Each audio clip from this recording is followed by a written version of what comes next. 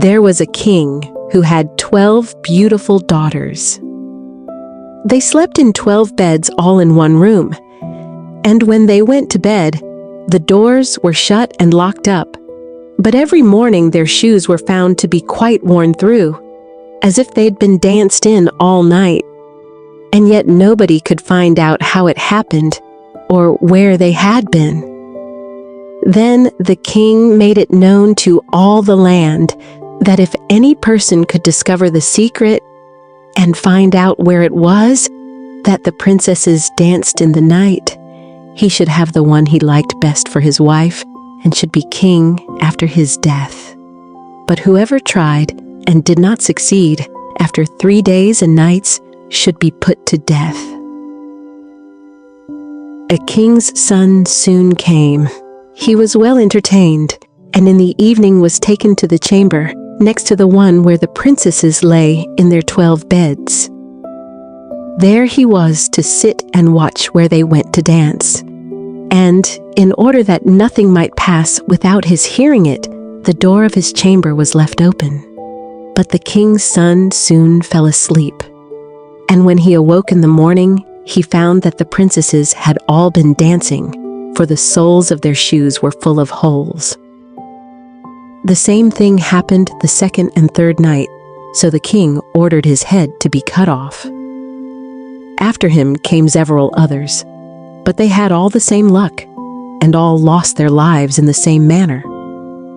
Now it chanced that an old soldier, who had been wounded in battle and could fight no longer, passed through the country where this king reigned. And as he was traveling through a wood, he met an old woman who asked him where he was going.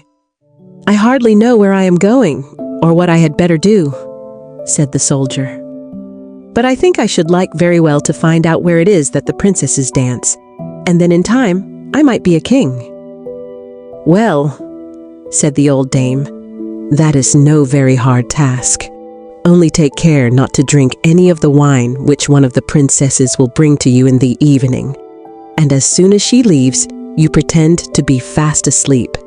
Then she gave him a cloak and said, 'As soon as you put that on, you will become invisible, and you will then be able to follow the princesses wherever they go.'" When the soldier heard all this good counsel, he determined to try his luck.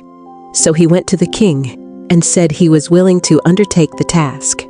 He was as well received as the others had been, and the king ordered fine royal robes to be given him, and when the evening came, he was led to the outer chamber. Just as he was going to lie down, the eldest of the princesses brought him a cup of wine. But the soldier threw it all away secretly, taking care not to drink a drop. Then he laid himself down on his bed, and in a little while began to snore very loud, as if he was fast asleep. When the 12 princesses heard this, they laughed heartily, and the eldest said, "This fellow too might have done a wiser thing than lose his life in this way." Then they rose up and opened their drawers and boxes, and took out all their fine clothes, and dressed themselves at the glass, and skipped about as if they were eager to begin dancing. But the youngest said, "I don't know how it is, while you're so happy I feel very uneasy. I am sure some mischance will befall us." "You simpleton," said the eldest, "you are always afraid. Have you forgotten how many king's sons have already watched us in vain? And as for this soldier, even if I had not given him his sleeping draught, he would have slept soundly enough."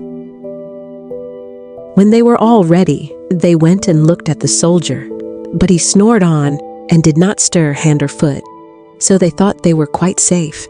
And the eldest went up to her own bed and clapped her hands, and the bed sunk into the floor, and a trapdoor flew open. The soldier saw them going down through the trapdoor one after another, the eldest leading the way. And thinking he had no time to lose, he jumped up, put on the cloak which the old woman had given him, and followed them.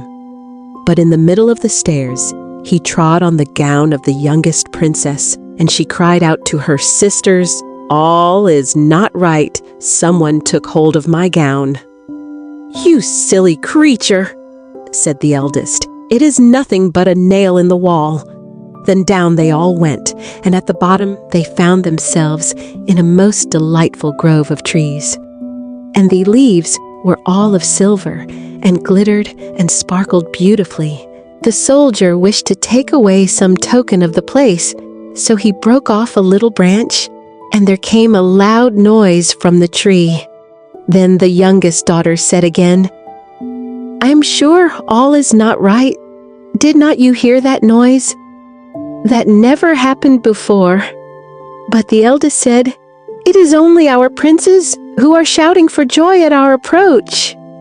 Then they came to another grove of trees, where all the leaves were of gold, and afterwards to a third, where the leaves were all glittering diamonds.